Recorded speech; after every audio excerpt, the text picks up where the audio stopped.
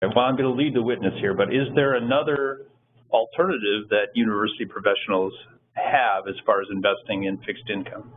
Yes, and this is very important because it's a heavy weighting in our fixed income portfolios, and that's the TIAA Traditional annuity.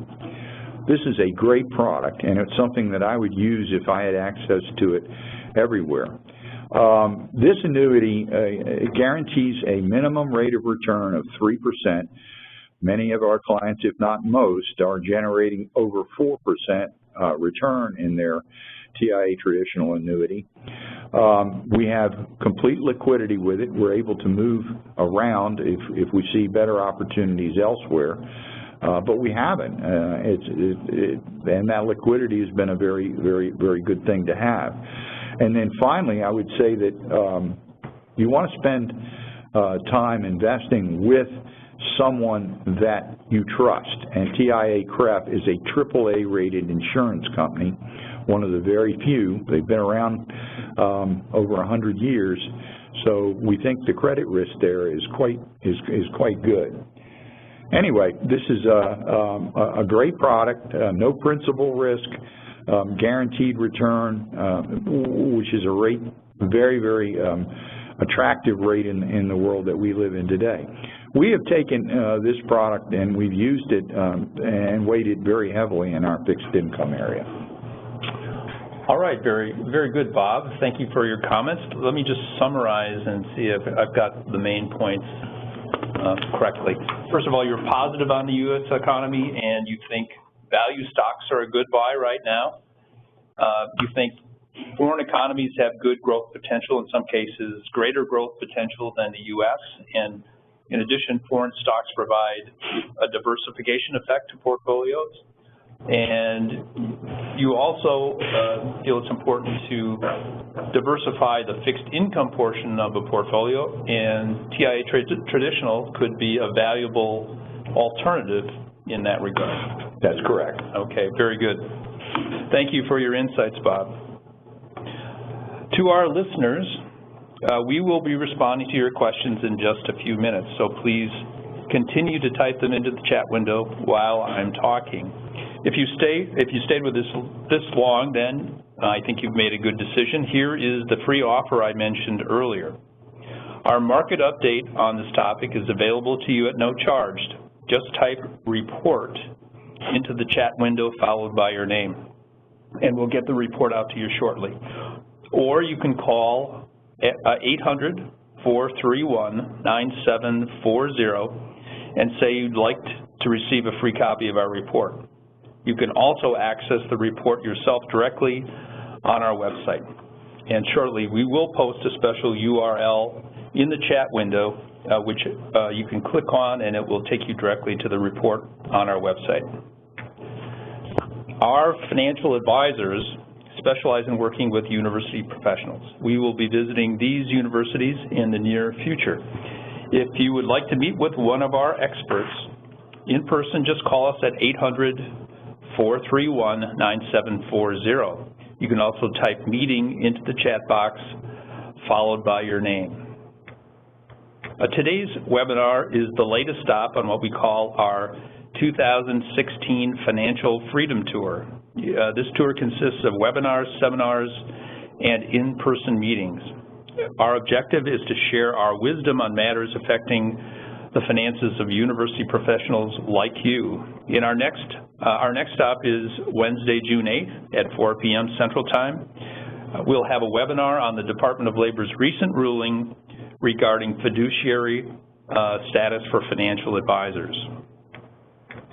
You can learn more about the Financial Freedom Tour and what we call the Filbrandt Advantage at our website, which is at www.filbrandtco.com.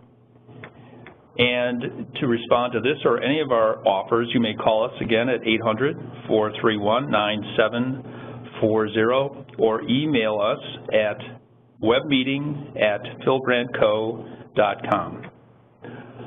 All right, and now we have a little bit of time to address the questions that we've received. We likely won't be able to get to all of them, but if your question is not answered, we will follow up with you via email or over the phone. And the special URL for the direct access to the market update is on your screen, so you can copy that down right now. All right, Bob, a few questions. The first one is, should I invest in gold? Well, gold's been a very disappointing investment, Jim, as you know. Heretofore, gold was considered a great insurance policy against currency risk and inflation, and it just hasn't proven out this cycle. Gold 5 years ago was $1,900 an ounce, rather. Today it's $1,250, but it got as low as $1,100. So gold has been a very bad performer and simply did not deliver on the insurance policy hedge that most people consider gold to be giving. The other issue about gold is valuation. You can't value gold. It doesn't pay a dividend. It has no earnings, so there's no price-earnings ratio, so to speak. So as an analyst, I look at something like that and I can't see any way to value it. I don't know whether it's expensive or cheap, and it's not going to pay me anything to hold it. So gold really hasn't lived up to either value, whether I'm going to get an appreciation potential there, or whether I'm going to get the insurance policy that I was promised. It just hasn't lived up to either one, and therefore I would say it probably doesn't make a lot of sense to hold gold. Okay. You mentioned inflation. Here's a related question. I remember the very high inflation we experienced in the late 1970s and 80s. Is inflation a concern today? Well, no, it hasn't been, and it doesn't look like it's going to be an issue this year. But I would say this, the seeds are being planted right now for higher levels of inflation. I think the Fed wants it. They have a policy of trying to achieve 2% inflation, and we're about there right now. But the seeds that I referred to are the following. We're already beginning to see wage increases. This is not dramatic. It's fairly mild right now, but the minimum wage is certainly being cranked up fairly dramatically. And as a consequence, that ultimately will feed into higher inflation numbers. The other thing that looks like it's going to feed into inflation is the increase in commodity prices. We've seen oil go from $26 a barrel to its present price of $42. Of course, it came down a whole lot before that. But all commodities actually have stabilized and started to go up. This is good news for some, but bad news for others. And it certainly is one of the seeds that are feeding this potential for more inflation down the road. Now, I can't tell you when this is going to pay off, but I do believe that inflation is going to increase in the next 2 or 3 years. Okay. Here's a question with a little bit of a political bent, so get ready. It looks like Hillary Clinton and Donald Trump are likely to win their party's nomination for president. Which candidate would be better for investors? Look, I'm going to be very simple on this. The market likes certainty. And I can tell you that Donald Trump is not certain on anything. You just cannot predict what the man's going to say, and you can't predict how he thinks. I think the market is more prepared for Hillary than it is for Donald. Okay, very good.